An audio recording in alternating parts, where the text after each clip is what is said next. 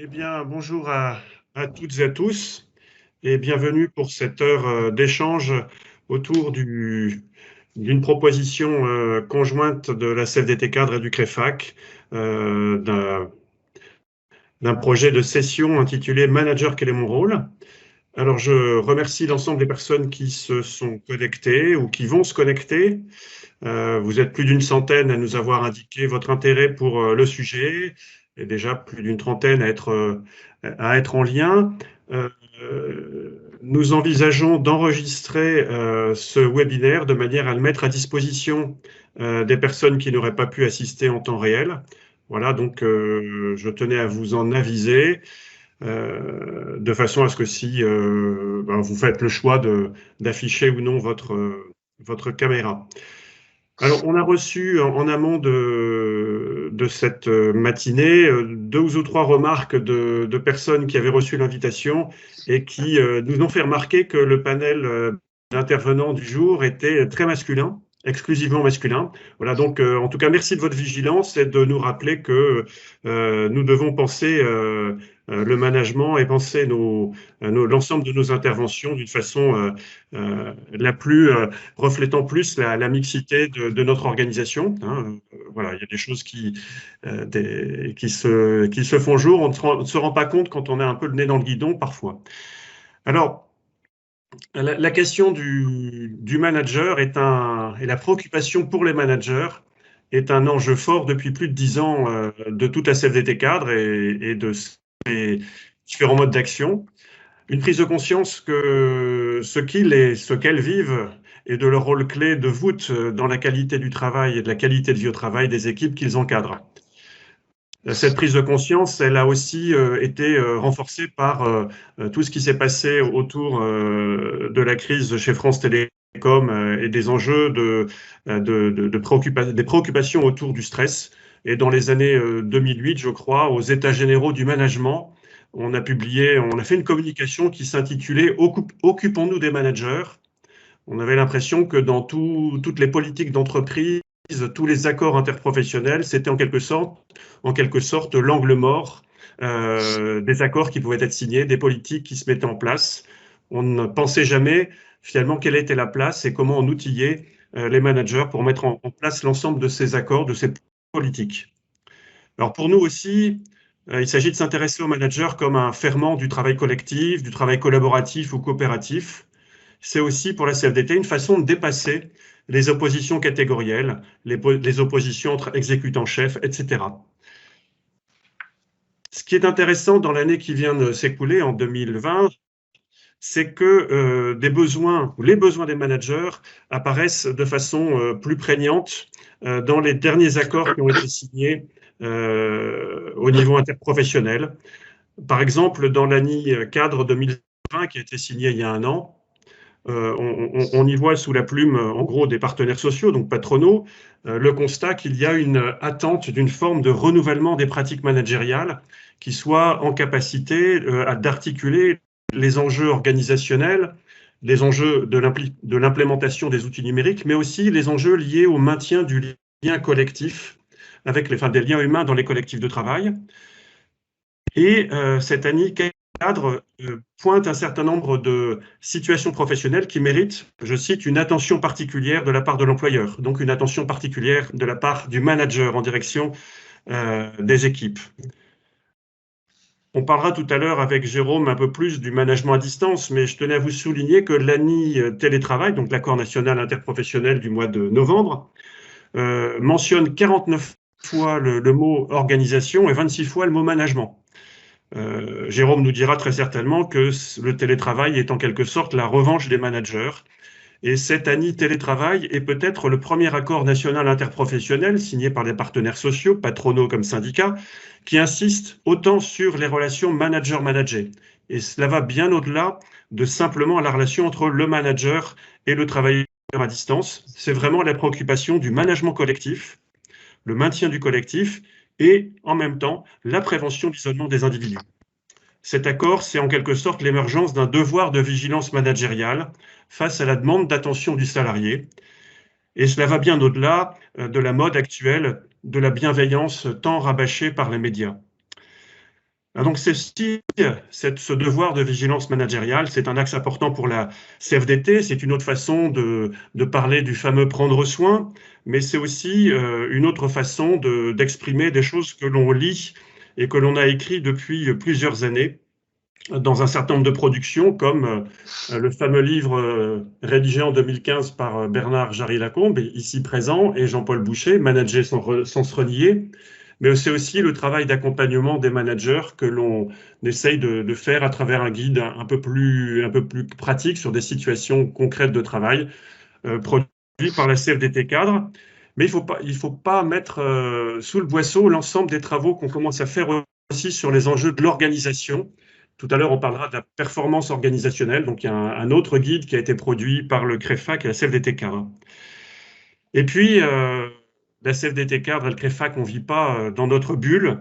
Il y a un certain nombre de travaux qui sont très féconds pour nous tous et toutes qui sommes managers dans le quotidien.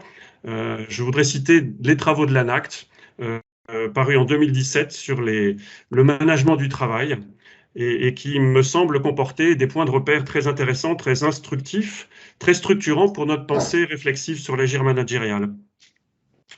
Enfin, en 2019, sorti en décembre 2019, quelques mois avant le confinement, donc on en a très peu parlé, l'APEC a sorti une étude sur les nouveaux enjeux du management en décembre 2019, et je cite, conscients de devoir continuer à développer leurs compétences managériales, 3 managers sur 10 évoquent en premier lieu la capacité à prendre du recul comme principal axe de progrès.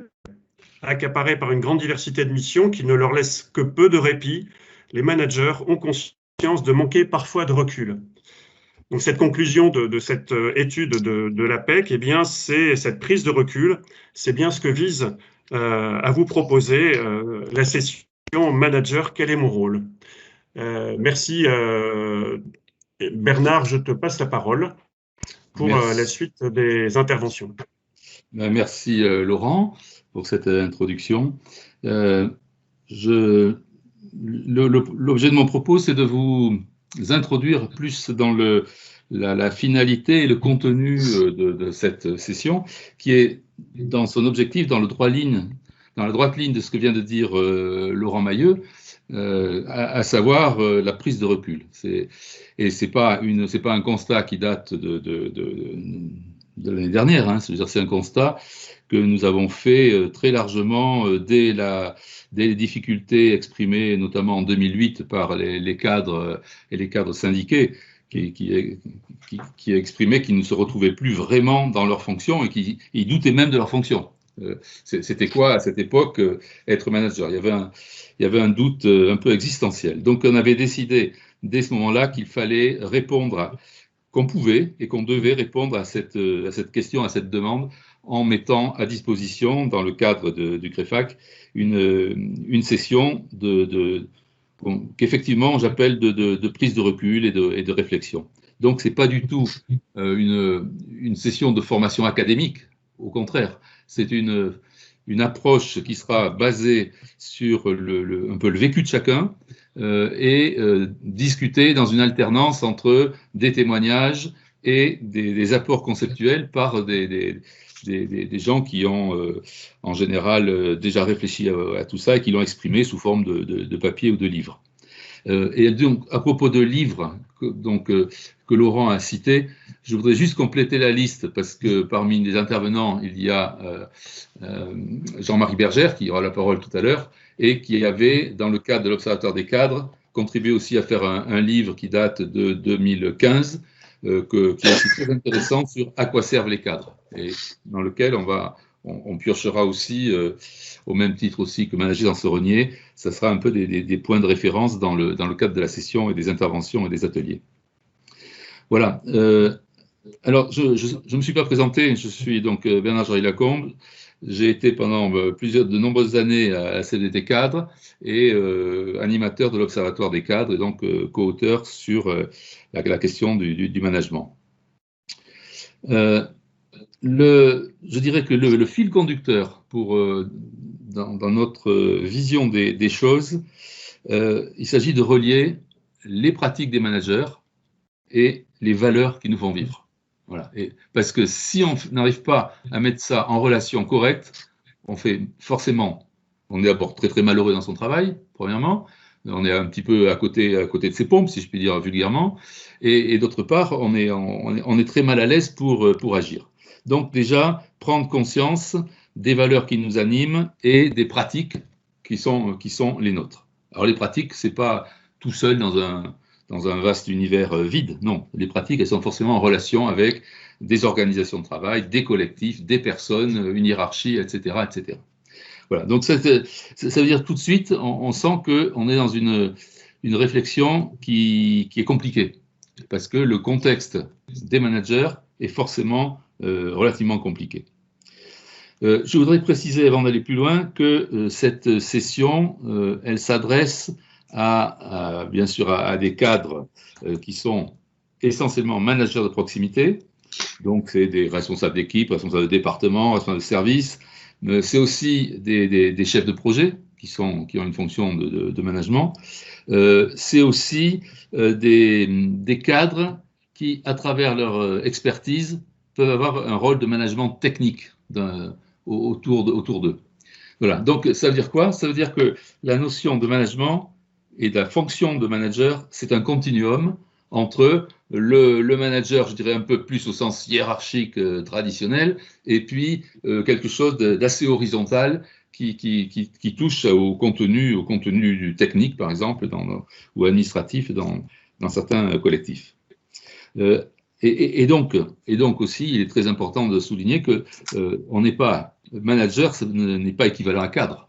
Hein. On a des gens qui sont, d'un point de vue entre guillemets statutaire, qui ne sont pas cadres, qui ont pourtant une grosse fonction de management. Donc voilà, distinguons, séparons un petit peu ces notions-là. À qui on s'adresse? On s'adresse à des gens qui sont autant en entreprise, dans le privé, dans des entreprises services publics, dans des administrations, dans l'économie sociale et solidaire, mais ça peut être aussi dans des structures associatives, ONG. Il y a partout des organisations complexes qui ont besoin de fonctionner, et pour fonctionner, elles ont besoin d'une fonction de management. Et c'est ça qu'on va creuser un petit peu plus. Mais je voudrais aussi ajouter que dans les personnes qui fréquentent ou qui vont participer à cette session, nous acceptons très, très, très volontiers aussi des élus et des responsables syndicaux. Pourquoi? Parce que eux-mêmes, ils peuvent avoir une fonction managériale un peu particulière dans le cadre syndical, mais ils peuvent être surtout intéressés à discuter et à entendre des témoignages de leurs collègues qui sont en fonction de management et qui ne sont pas en fonction de responsabilité syndicale. Voilà, donc on s'adresse un peu à cet environnement du management et de l'ensemble des types d'entreprises. On a dit que les managers se sentent très peu soutenus par leur organisation ou par leur propre manager, puisqu'un manager est lui-même un manager en général. Hein. Un manager de proximité est en général quelqu'un qui est lui-même manager. Donc il est manifestement, comme on disait à une époque, coincé entre le marteau et l'enclume. Hein, il assume les deux positions. Et quand on interroge des salariés, plusieurs enquêtes ont montré que beaucoup de salariés pensent et disent surtout, au fond on ne sait pas comment ils le pensent, mais ils le disent, ils l'expriment, que leur manager ne leur apporte rien.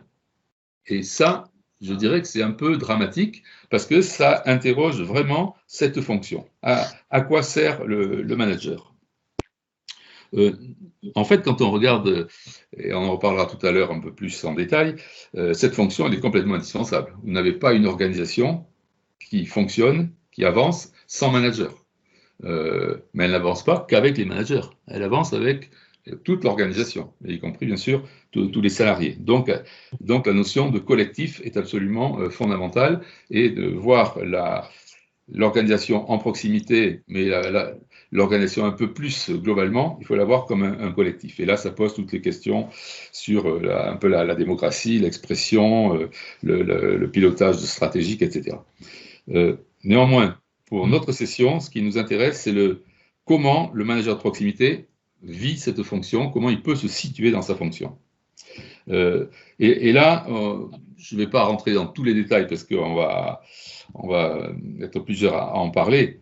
Je crois qu'il faut que l'on parte du principe, du constat de base que le manager, dans sa fonction, il a à organiser, il a à guider, donc c'est sa fonction de base, mais il a aussi, et c'est étymologiquement parlant, il est aussi dans une fonction de ménager, de protéger. Il a la double fonction. Il faut qu'il organise, il faut qu'il impulse, il faut qu'il fasse vivre, il faut qu'il impulse la coopération, qu'il fasse vivre des collectifs, mais il faut aussi qu'il s'intéresse aux autres et éventuellement qu'il ménage certaines fonctions, certaines personnes, etc. Voilà, donc ça, je relie ça avec le respect, la reconnaissance, l'écoute, etc. Et l'autre point fondamental, c'est la coopération, faire travailler les gens ensemble et rompre les isolements, les silos, etc. Voilà, donc je termine ma brève intervention, parce qu'on pourrait aller très très loin sur les contextes compliqués d'organisation, les enjeux qu'il y a, mais je dirais que, pour commencer, voyons la fonction de management comme une fonction de service. Le manager, il est au service d'un collectif, il est aussi au service d'une entreprise, d'une organisation, évidemment. Sinon, s'il a accepté cette fonction, c'est qu'il a aussi à faire le lien entre des objectifs globaux et des collaborateurs, des salariés, des pairs avec qui il travaille et dont il organise le travail. Voilà, je vais m'arrêter là parce que je serai parti pour 2 heures d'exposé. Donc voilà. Donc je vais maintenant faire le lien avec le fait que s'il s'appelle une session de formation, c'est parce qu'il y a quand même une idée de progression. On a dit de recul, d'échange, mais il est très important de se dire aussi que si on est manager, on n'est pas manager, ça ne s'apprend pas à l'école, sur les bancs d'école exclusivement, on peut avoir quelques approches évidemment, mais qu'il n'y a pas de recette miracle. Il faut de la réflexivité et c'est bien l'objet de la session qu'on vous propose d'opérer une action de réflexivité sur cette fonction et à la limite sur vous-même. Hein. C'est-à-dire que les participants à cette session, à la fin, et on leur demande mais qu'est-ce que vous avez retenu, qu'est-ce que ça vous apporte pour votre quotidien. J'insiste beaucoup, nous voulons rester dans de l'action, dans de la vie quotidienne au travail et non pas dans de la théorie. Voilà, alors ce qu'on a prévu pour le déroulement de ce webinaire, c'est de donner la parole à ceux qui vont intervenir dans la session. Et on va prendre dans l'ordre Jean-Marie Bergère, donc, qui va vous parler de c'est quoi être manager, à quoi ça sert. Ensuite, on écoutera Philippe Lorineau, qui intervient aussi dans la session, plutôt sur la dimension organisation et lien avec la performance. Au fond, on dit toujours le manager, c'est quelqu'un qui travaille sur la performance de l'équipe ou qui contribue à la performance globale. Tout ça, ça veut dire quoi ? Il faut décortiquer ça et voir ce qu'on peut en dire. Ensuite, Denis Raymond, qui a beaucoup d'expérience de formation, qui était directeur du CESI, et qui va nous parler d'une autre dimension du management, qui est l'évaluation, puisque quand on conduit de l'action, il faut être capable aussi d'évaluer. Alors, évaluer, traditionnellement, on évalue des personnes, mais n'oublions surtout pas qu'il faut s'évaluer en tant que collectif et qu'il faut évaluer les résultats de notre travail. Et puis ensuite, on terminera avec Jérôme Chemin, que vous connaissez puisqu'il est l'adjoint de Laurent Mailleux, qui est responsable, qui travaille beaucoup sur les impacts du télétravail et du numérique, et qui nous commencera à ouvrir des horizons et des pistes que l'on redéploiera dans le cadre de la session sur l'impact du numérique dans le cadre du travail. Voilà, donc merci à tous. On vous a dit aussi que vous pouvez poser des questions et je crois que vous ne vous en privez pas. Donc c'est bien, on prendra certaines questions à la fin des exposés. Et je passe la main à Jean-Marie Bergère. Voilà, merci. Oui, bonjour à toutes et tous. Merci Laurent et Bernard. en vous écoutant, je me disais que j'allais répéter peut-être des choses que vous avez dites. En tout cas, moi, je participe aux formations du Préfac, ces formations-là sur le management, depuis leur reprise il y a presque une dizaine d'années, et toujours avec un grand bonheur. C'est 8 ans. Hein. Il y a un écho, est-ce que vous l'entendez ou c'est seulement chez moi? Qu'est-ce que je peux faire? Bon, je vais continuer. Mon intervention, elle vient souvent très tôt dans le séminaire. Elle est basée beaucoup sur la réflexion que nous avions menée et qui a abouti à la publication que citait Bernard tout à l'heure, qui s'appelle « À quoi servent les cadres ?» Le titre, il est explicite et il indique quelque chose qui correspond complètement au séminaire, c'est-à-dire qu'on ne cherche pas à définir un profil psychologique ou intellectuel du manager idéal. On est vraiment, notre point de départ est une réflexion à partir des situations réelles vécues, de prendre du recul, d'avoir une activité réflexive, si on veut, sur ces situations. Et quand je dis situation de travail, on met l'accent sur les moments où les managers se trouvent éventuellement en difficulté, ou en tout cas face à des choix, ce qu'on appelle des dilemmes en général pendant le séminaire, et qui indiquent bien qu'il y a en situation, d'une façon générale, plusieurs possibilités d'agir. On n'est pas dans un registre en tant que manager dans lequel on va consulter le livre des procédures qui nous dit ce qu'il faut faire. Les choix sont à la fois souvent des choix techniques, plus professionnels, mais aussi, et ça a été cité déjà à l'instant, des choix qui font appel à des valeurs, des choix qui sont éthiques, qui sont des choix qui vont mettre en cause pas simplement la bonne performance de l'organisation, mais aussi nos relations au sein des collectifs dans lesquels on agit. Donc, vous voyez, l'intervention que je fais et le travail de réflexion que ça introduit, puisque c'est aussi beaucoup des échanges, c'est pas un travail sur le manager isolé, c'est au contraire complètement de partir du travail réel du manager au sein des collectifs, au sens où il est complètement intégré dans le collectif dans lequel il travaille, et il est intégré dans le collectif, mais aussi dans une organisation. Et il est à la croisée entre souvent les prescriptions que l'organisation va lui donner, et quand je dis prescription, il faut mettre un S, parce qu'il est quand même fréquent que selon les interlocuteurs dans une organisation, on va avoir plutôt des prescriptions diverses, et puis des attentes, des demandes, des besoins de soutien de la part des collectifs dans lesquels il est plus directement impliqué. Donc c'est vraiment l'idée de partir de ces situations qui peuvent être des situations, encore une fois, de difficultés, de choix, de dilemmes. Il n'y a pas une seule bonne méthode, et c'est là-dessus qu'il faut arriver à réfléchir. Chacun doit trouver la sienne.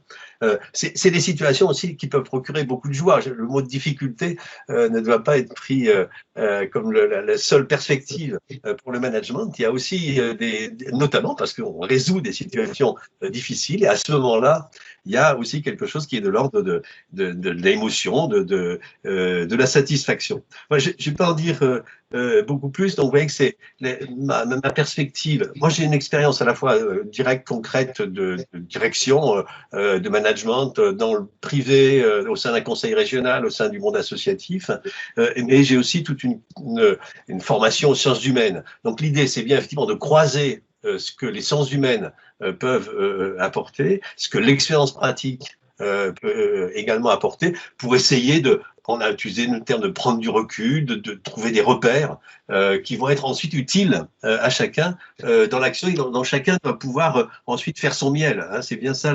la perspective.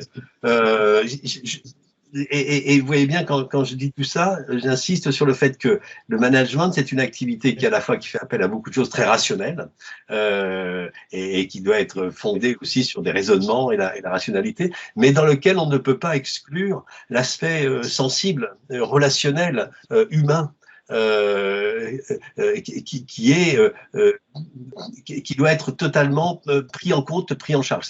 C'est pas quelque chose qu'il faut mettre à l'écart en disant non, non, ça c'est pas ça, il faut des choses rationnelles. On intègre tout ça de façon à pouvoir, encore une fois, resituer l'activité du manager au sein comme une activité de travail au sein d'un collectif et au sein d'une organisation.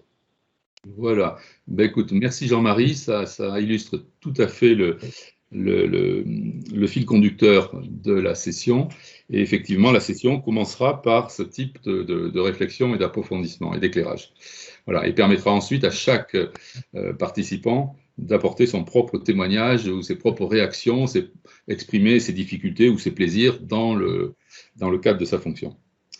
Donc merci. Nous donnons la parole maintenant à Philippe Lorino, qui, dans le cadre de cette session, va éclairer ce qu'il entend et ce qu'on entend, parce qu'on le partage totalement, par performance et action d'organisation. Voilà, merci Philippe, à toi.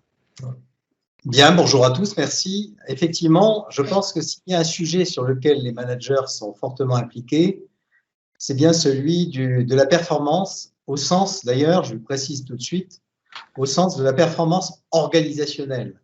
Hein, et ce dont je vais parler, c'est la performance d'une organisation et non pas, à ce stade, la performance des individus. Malheureusement, dans beaucoup d'entreprises et dans beaucoup d'organisations, il y a confusion entre les deux avec l'idée implicite, le postulat implicite selon lequel la performance de l'organisation, c'est la somme des performances des individus qui la composent. Et je pense que rien n'est plus faux que cette hypothèse.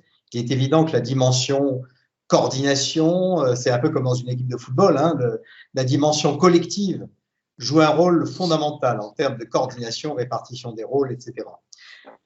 Alors, je vais essayer d'utiliser le partage d'écran. Est-ce que ça fonctionne? Très bien, ça marche.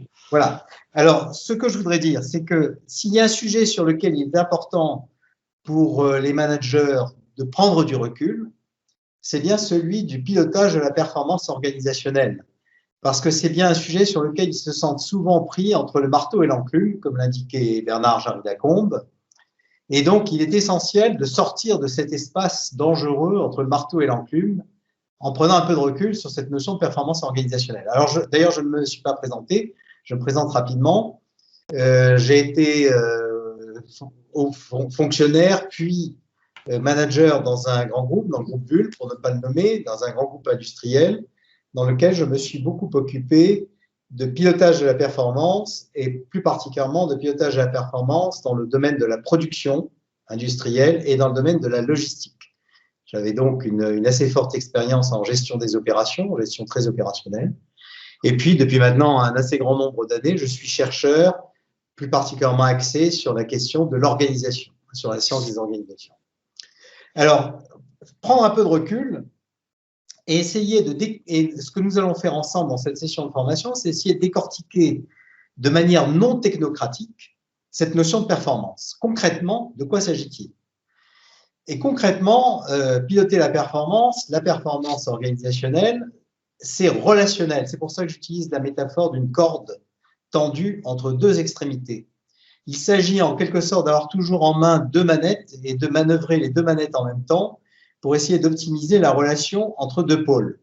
À gauche, le pôle création de valeur, non pas au sens financier du terme, mais au sens socio-économique du terme, c'est-à-dire satisfaire des besoins, atteindre des objectifs stratégiques. Je citerai en vrac comme exemple, basculer dans un groupe automobile, basculer le plus vite possible et de la manière la plus économique et satisfaisante possible sur la voiture électrique, ou dans une entreprise de construction, essayer de construire des bâtiments en respectant des délais et des coûts, mais en assurant la sécurité du travail sur les chantiers, par exemple, et ainsi de suite. Donc, créer de la valeur en satisfaisant des besoins qui sont généralement pluriels. Il y a plusieurs besoins à satisfaire. Là, sur le cas du bâtiment, il y a le délai de construction du bâtiment, il y a le coût du bâtiment et il y a la sécurité du travail sur le chantier. On pourrait y ajouter la qualité finale du bâtiment mis à disposition de ses futurs occupants.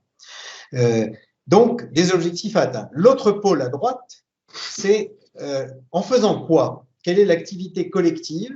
J'insiste sur le caractère collectif de l'activité, qui est généralement une activité coopérative, impliquant plusieurs fonctions, plusieurs métiers, pour pouvoir satisfaire ses besoins. Et piloter la performance, c'est s'assurer d'une part qu'on a une attache solide des deux côtés, c'est-à-dire qu'on connaît bien les besoins à satisfaire, les objectifs à poursuivre sur le côté gauche, qu'on connaît bien l'activité réelle, le travail réel de terrain, ses contraintes, ses potentialités, éventuellement ses risques, d'autre part, et qu'on arrive collectivement à améliorer et optimiser la relation entre les deux.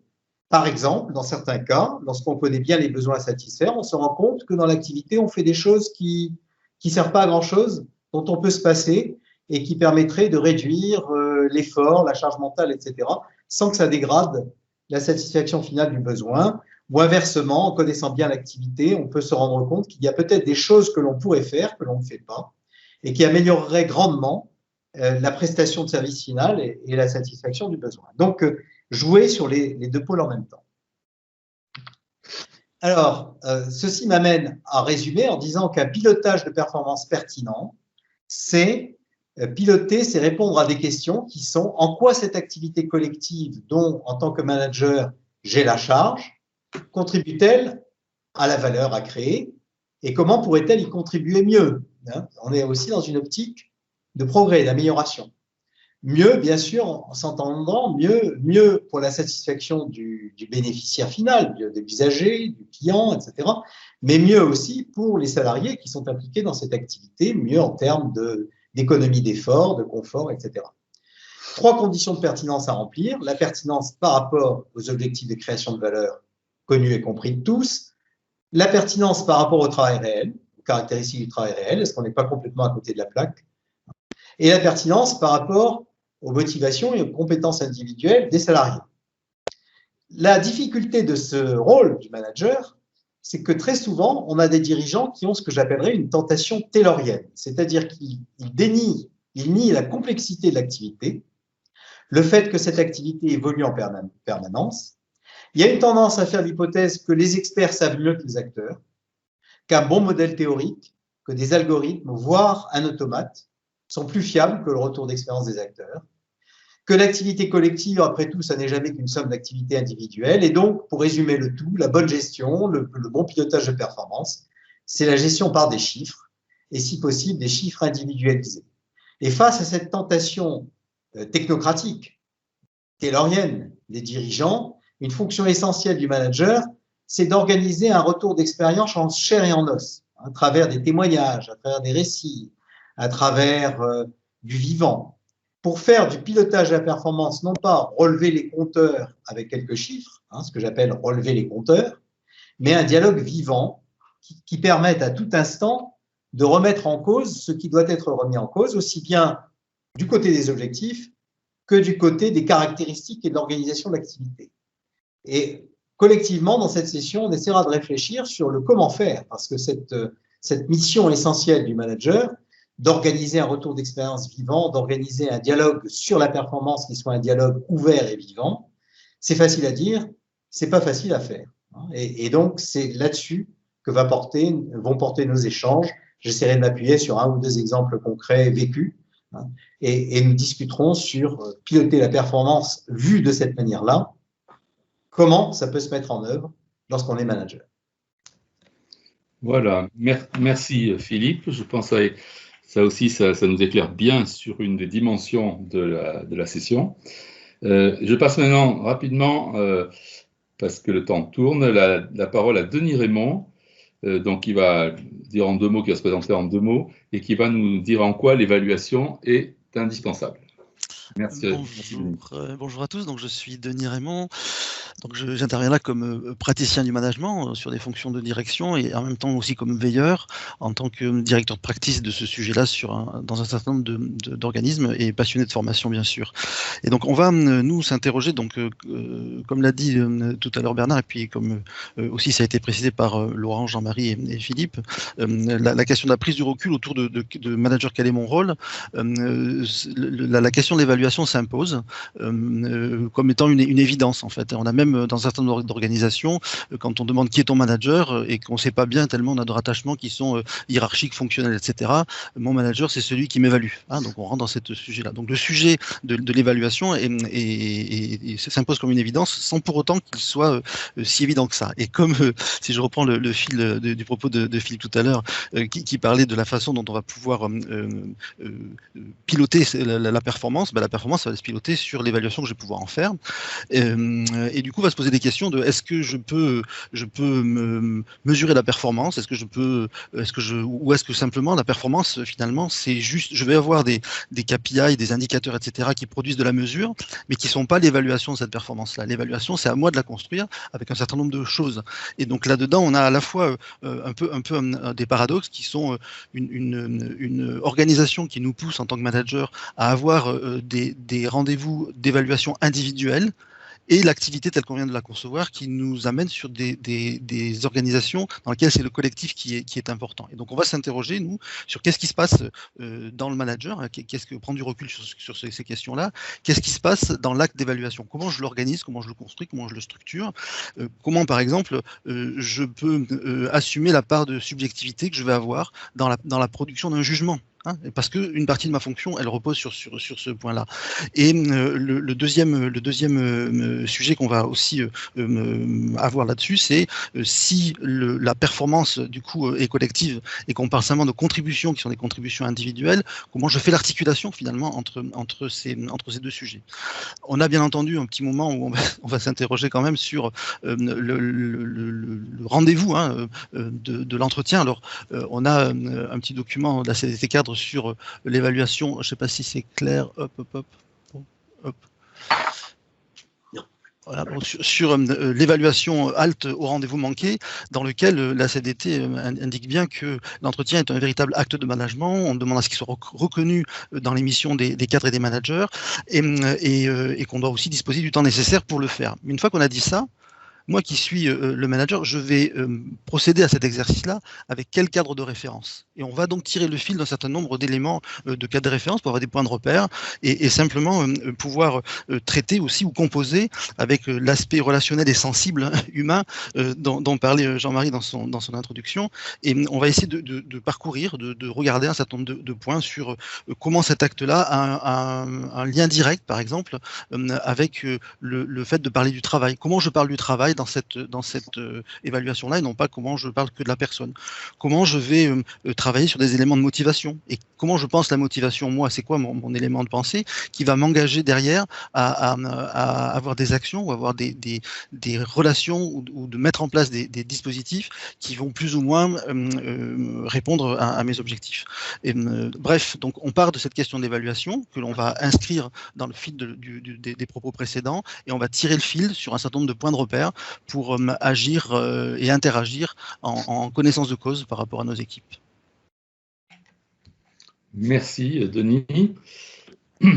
Nous allons passer maintenant à une autre dimension, un autre regard sur le travail et sur le management qui est transversal un peu à tout ce qu'on vient de dire, mais au fond, qu'est-ce qui en se joue actuellement avec la numérisation extrêmement rapide, à la fois qui impacte l'organisation du travail et les relations humaines, je dirais, et le pilotage donc de l'activité.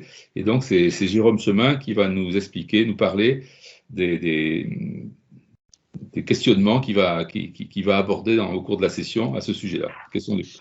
On n'aura pas le temps de faire il faut presque une session complète rien que sur le sujet, mais on ne peut pas réfléchir au travail de management sans avoir un petit éclairage sur en quoi le numérique l'impacte.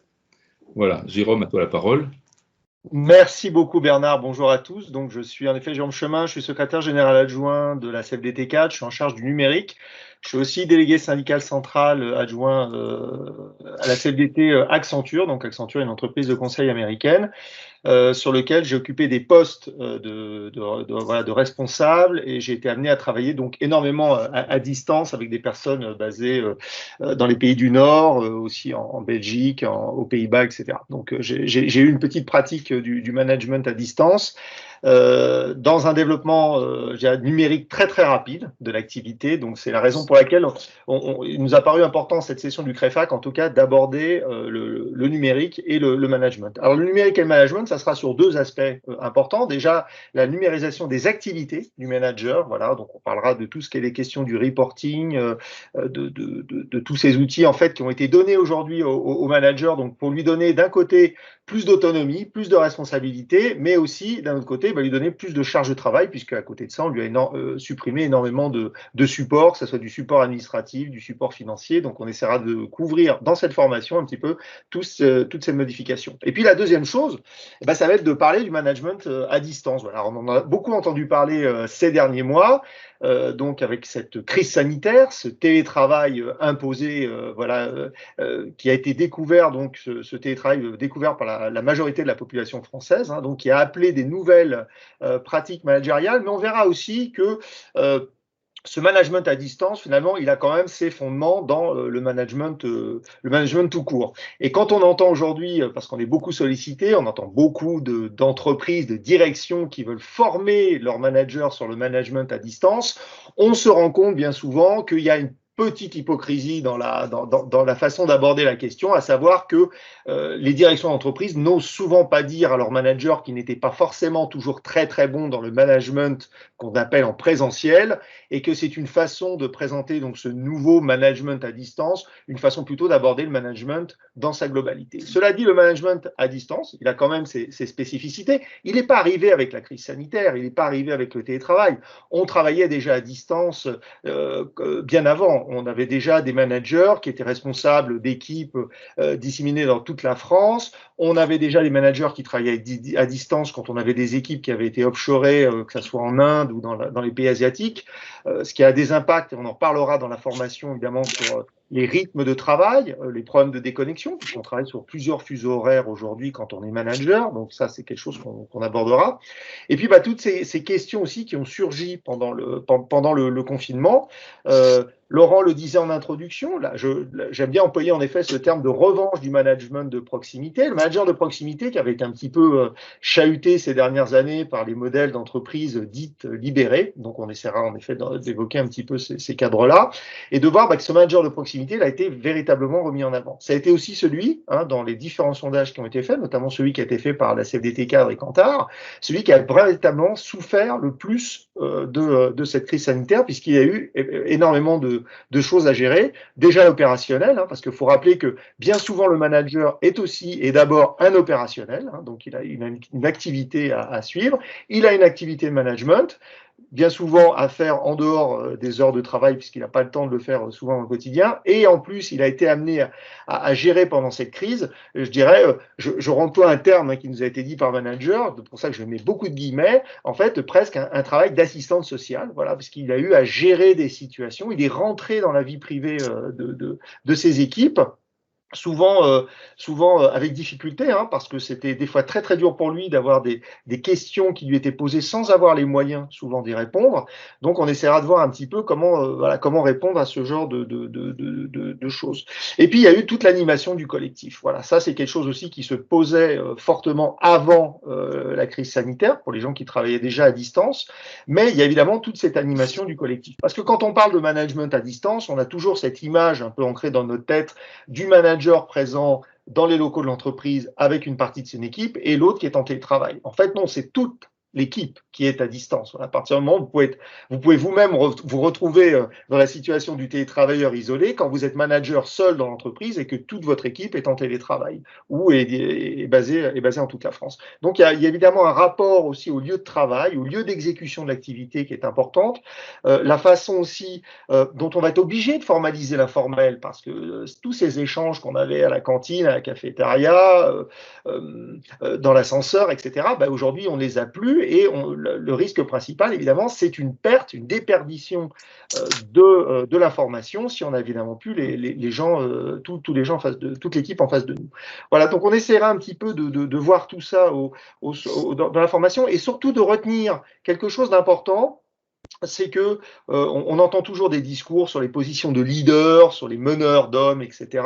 On verra que manager, ça s'apprend. Voilà, il y a des choses à connaître, des choses à savoir un petit peu pour un peu faciliter aussi ce travail et que ce travail se fasse véritablement dans une relation de confiance et qu'on soit pas dans une position très franco-française de contrôle. Voilà. Donc on étudiera aussi, on parlera évidemment dans cette formation aussi de toutes les postures encore de contrôle qu'on peut avoir dans le management, que le numérique facilite avec tous les outils de surveillance donc, qui sont désormais disponibles pour les managers.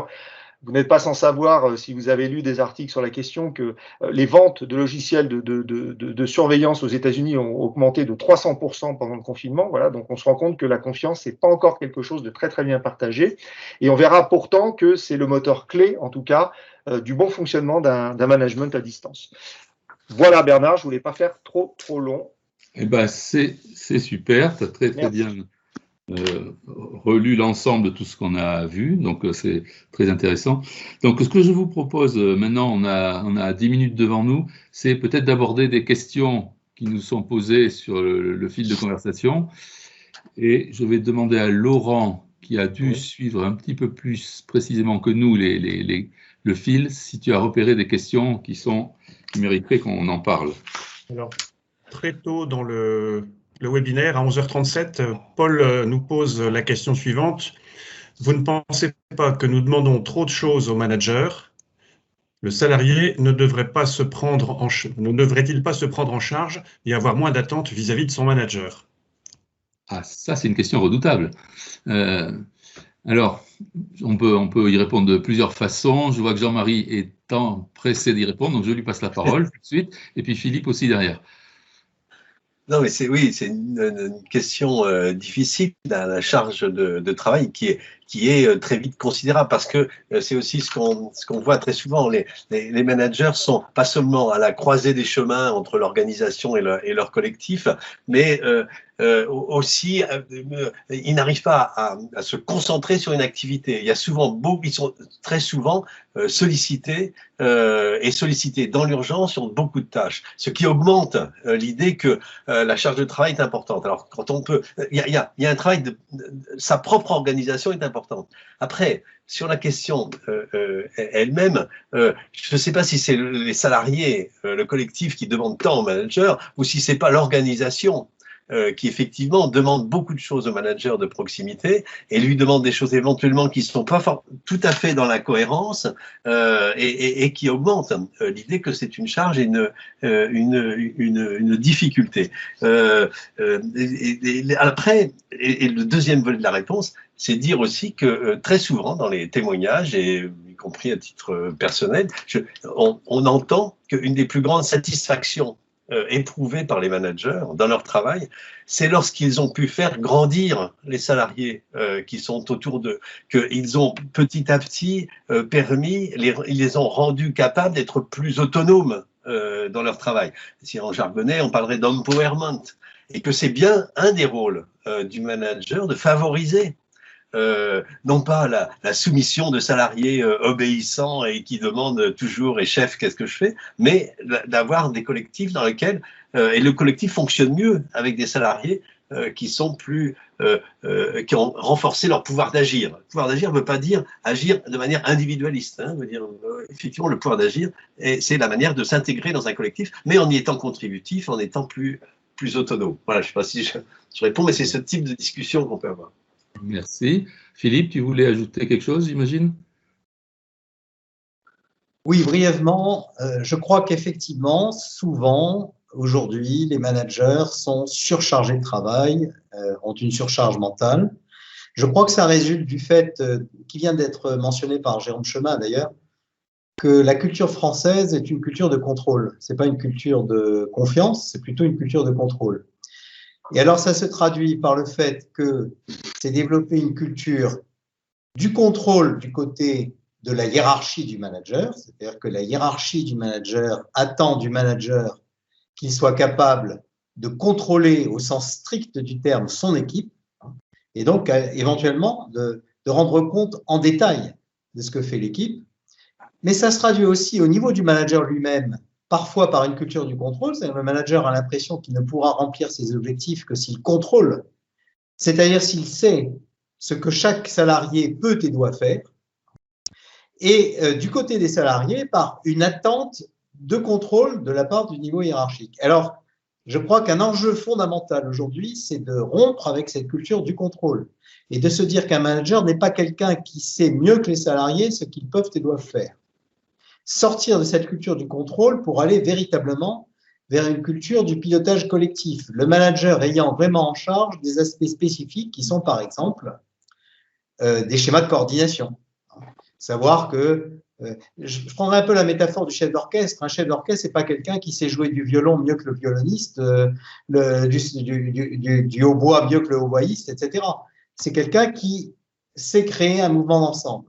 Un manager avec son équipe doit arriver à être un peu un chef d'orchestre et pas venir savoir faire à la place de chacun ou donner des instructions très précises et détaillées, se prêtant ensuite à un contrôle d'exécution. Ce n'est pas ça le rôle du manager. Arriver à en sortir n'est pas facile, mais c'est un enjeu fondamental. Merci. J'ai Laurent, en mémoire une anecdote très concrète d'un collectif de travail où le manager était extrêmement proactif sur la messagerie mail. Et puis est arrivé un autre manager qui, lui, ne répondait à l'équipe que l'après-midi, en début d'après-midi. Et donc, les membres de l'équipe étaient interloqué, et celle qui m'a rapporté l'anecdote a dit, je suis allé voir le chef, je lui ai demandé pourquoi il fait ça. Mais en fait, il constate que s'il ne fait rien, les collaborateurs ou l'équipe va résoudre par elle-même le problème, et lui intervient a posteriori en se disant, si c'est pas résolu, je vais faire quelque chose. Si l'équipe a trouvé la solution, si quelqu'un a apporté la réponse, eh bien, c'est du temps de gagner. Alors, c'est un autre mode de management. Oui, j'ajouterais juste une chose, c'est que ça suppose une qualité de confiance au sein de l'équipe et entre l'équipe et le manager, et donc la reconnaissance aussi du droit d'initiative, de la capacité d'initiative, et donc du droit à l'erreur, et pas de sanction à l'erreur. L'erreur est une façon d'apprendre et collectivement, analyser une erreur et voir quelle autre solution est possible, c'est aussi un apprentissage sur le terrain. C'est un travail apprenant, comme on dit. Voilà. Donc, je crois que derrière cette question, il y a énormément de choses. Il y a à la fois la peur du salarié, parce que devenir autonome, c'est pas si simple que ça, parce qu'on prend des risques, et en même temps, la peur de ne pas être reconnu dans son autonomie. Voilà. Donc, il y a tout ça à la fois. Je crois que cette question, elle est extrêmement pertinente par rapport au sens et au contenu de la session. Si on arrive un peu à répondre à cette question à la fin de la session, franchement, on aura fait du bon boulot tous ensemble. Voilà. Alors Bernard, j'ai pas repéré d'autres questions, on va dire, de fond. J'ai une question de forme sur le projet de la session. Est-ce que la formation est en présentiel ou en distanciel? Alors ça, c'est une question redoutable, parce que nous ne savons pas prévoir l'avenir. Écoutez, on le saura au mois de septembre, voire d'octobre. On la prépare a priori en présentiel, mais les conditions sanitaires du moment nous obligeront peut-être à basculer au dernier moment en distanciel, et à ce moment-là, on s'adaptera, on la transformera en demi-journée, en séquence demi-journée, comme on l'a fait récemment pour une autre formation, et ça s'est très très bien passé. Donc dans les deux cas de figure, c'est bien. C'est vrai que le présentiel, on en connaît quand même tous les avantages. Voir les réactions de quelqu'un en face et pouvoir discuter en prenant le café, c'est plus riche que simplement voir une petite pastille avec la tête des personnes en face. Voilà. Donc, alors du coup, ça me permet de vous redonner les dates, puisqu'on en est là. Vous avez bien noté que c'était le 18 et le 19 novembre. Donc ça, c'est dans l'hypothèse présentielle. Si on devait changer, on vous ferait signe très très rapidement. On partirait peut-être du 18 et puis on étalerait un tout petit peu sur quelques semaines. Dans les modalités pratiques aussi, si vous voulez y venir, on vous y invite vraiment de tout cœur. On a envie de vous connaître, de partager avec vous. Les préinscriptions se font sur le site CREFAC. Voilà, donc vous allez sur le site CREFAC, vous pouvez vous inscrire. Les modalités, je dirais, d'ordre financier, le coût est de 100 € si vous êtes enregistré, je dirais, par votre syndicat. Sinon, il y a un tarif spécial, bien sûr plus élevé, si vous êtes inscrit par votre CSE ou par votre entreprise. Ce qui vous aussi permet d'avoir un certificat ad hoc pour votre DRH, etc. Voilà. Alors, est-ce qu'on a d'autres questions? Oui, Peut-être préciser que ce ne sont pas des sessions avec 50 personnes aussi. Hein. C'est des sessions où il y a une. C'est important dans le fonctionnement de la session. Oui, tu as raison de le dire. On essaie de ne pas dépasser les 12 personnes, 12 à 15, ce qui nous permet d'alterner des présentations en groupe avec pas mal de discussions, de questions-réponses, et des ateliers. Et les ateliers en petits groupes, et ensuite, comme ça, on peut construire ensemble des réponses à un certain nombre de questions en partant des cas concrets. Voilà, et des situations vécues que vous remontez. Voilà. Alors, dans la conversation, on a deux personnes qui sont intervenues. Christophe, sur la question de la sanctuarisation du temps de réflexion, hein, de prise de recul réflexive dans l'activité managériale. Hein, comment on pourrait y arriver à sanctuariser ce temps-là? Et puis, on a une question qui est plus, là, on est plus de l'ordre de la question, c'est une question posée par Aurélia. Merci Aurélia. Entre les relations humaines et les relations professionnelles, où placer le curseur? Je pense que ça indique jusqu'où on va dans la personnalisation finalement de la relation professionnelle. Oui, vaste question là aussi.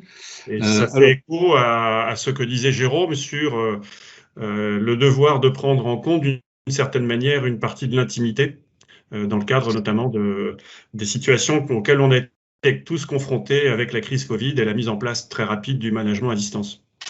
Oui, ça veut dire quand même que quand on a la responsabilité d'animer une équipe, on a aussi à tenir compte des personnes qui sont derrière. Non pas pour connaître de manière intrusive leur vie, c'est pas ça, mais savoir, je dirais presque sentir, intuiter que telle ou telle personne peut être dans une phase personnelle, familiale, sociale difficile, et que on a plutôt à l'accompagner pour traverser cette période, tout en étant à sa place dans l'équipe.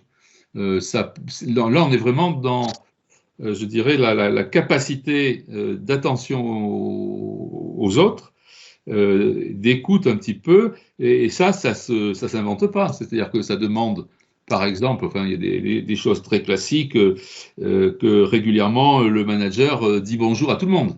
Il y a tellement de managers qui nous disent qu'ils rentrent dans un service ou dans un atelier et qui ne saluent pas tous les collègues qui sont là. Donc, c'est pas une façon de faire copain-copain, c'est pas du tout ça. C'est une façon de les prendre comme des personnes qui sont là en tant que personnes dans un collectif et qui contribuent au collectif. Et on a à ce moment-là, soit les personnes ont besoin d'en parler, soit on a besoin de sentir un petit peu qu'il y a des attentes précises ou des difficultés précises et que ça rentre dans la dimension humaine et relationnelle du travail du manager. Donc, enfin, quelqu'un peut-il ajouter quelque chose d'autre, peut-être? Oui, il est 12h28, chers amis. Oui, juste deux points par rapport à ça. Il y a une dimension au sens où la réponse elle est propre à chacun, et donc on va se garder d'avoir dans la formation en général d'avoir des recettes, notamment sur la dimension du management et de ces éléments personnels. Le seul point qu'on pourrait ajouter, c'est que si on imagine que entre relations personnelles, relations professionnelles, on a un curseur et que je déplace soit à droite ou à gauche, donc plus de relations, on va se retrouver dans des conflits peut-être plus facilement que si on imagine qu'on a deux axes et que j'ai un axe personnel et un axe professionnel et que je me promène sur ces axes-là en fonction des temps et des moments et des sujets, bien entendu. Voilà. Absolument. Et c'est vrai qu'on verra aussi, on en parle d'ailleurs dans le livre Manager Soronier, l'importance des différentes dimensions qui sont la dimension, je dirais, un petit peu hiérarchique, même s'il y a une équipe, parce que si on est le reste d'une équipe, on a une position un peu différente des membres de l'équipe. De toute façon, faut l'assumer, ça. Mais il y a aussi la relation avec la filière, la ligne hiérarchie, la ligne des RH de l'entreprise, par exemple, parce que la question sur la dimension humaine, les situations un peu particulières, ça entre en jeu. Il y a la dimension reconnaissance aussi par la promotion, la formation, l'acquisition des compétences, il y a tout ça derrière. Et puis il y a un troisième axe qui est aussi important, c'est l'axe de la représentation ou de la parole syndicale, c'est-à-dire qu'il y a des personnes ou des collectifs qui font s'exprimer à travers des représentants. Et quelquefois, c'est plus facile à faire quand la problématique elle est aussi collective. Il n'y a pas que l'individuel, quoi. Il y a aussi la dimension collective, et en matière d'organisation, quelquefois, ça passera par un délégué du collectif, quoi. Voilà. Oui, Philippe? Très brièvement, parce que je crois que le temps est écoulé, je voudrais revenir sur la sanctuarisation du temps réflexif. C'est très important. Et je pense qu'il y a deux aspects. Le premier aspect, c'est que le manager peut être en position de défendre et promouvoir l'importance de ce temps réflexif auprès de sa propre hiérarchie. Il y a eu, par exemple, moi j'ai des exemples sur les centres d'appel de certaines grandes entreprises où il y avait jadis un quart d'heure ou une demi-heure hebdomadaire de retour réflexif sur l'organisation du travail dans le centre d'appel qui, à un moment donné, au nom de la productivité, a été supprimé. Donc là, je pense que sur ce genre d'enjeu, c'est très important que les managers se battent pour maintenir et sanctuariser le temps disponible réflexif. Mais le deuxième aspect, c'est que ce temps réflexif dont ils disposent, qui est parfois mis à leur disposition par l'organisation, il faut qu'eux-mêmes l'utilisent de manière aussi réflexive que possible avec leur équipe. J'ai connu des cas dans une grande entreprise de BTP, par exemple, où il y avait ce qu'on appelait le quart d'heure sécurité, 2 fois par semaine. L'équipe, avec un chef d'équipe, se réunissait pour réfléchir sur les problèmes de sécurité qui s'étaient posés dans les 3-4 jours antérieurs. Et certains chefs d'équipe l'utilisaient de manière extrêmement ouverte et réflexive en demandant aux différents membres de l'équipe de témoigner, de faire des suggestions, etc. D'autres chefs d'équipe l'utilisaient de manière à rappeler de manière descendante les directives, les nouvelles directives, les normes, etc. et ne laissaient pas du tout la parole à leur équipe. Donc là aussi, je pense que la ressource temps dont on dispose doit être mise à profit de la manière la plus réflexive et la plus ouverte possible. Voilà, merci. On pourrait commenter énormément sur cette question-là aussi. Ça abordé dans la session, probablement, c'est assez fondamental. Laurent, je vais conclure. Oui. Puisqu'il est 12h32, donc merci à vous toutes et à vous tous. Vous étiez plus d'une cinquantaine à suivre ce webinaire. Si vous avez eu des coupures, on mettra en ligne très prochainement les images et le son, bien sûr. Est-ce qu'on peut dire que finalement, pour ceux d'entre nous qui ont du temps syndical, c'est finalement une façon d'avoir du temps réflexif aussi, voilà.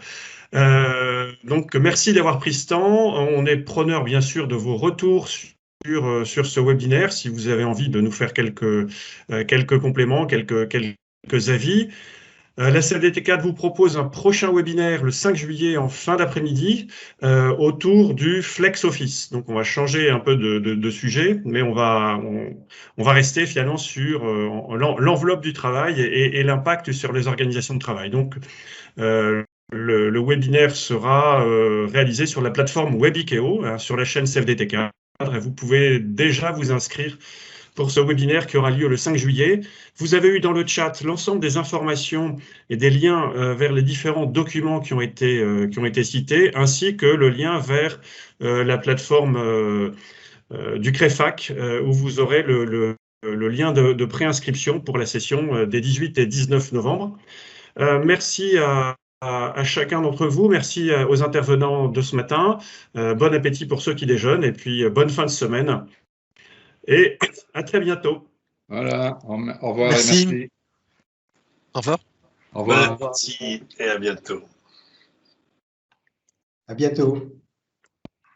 Au revoir.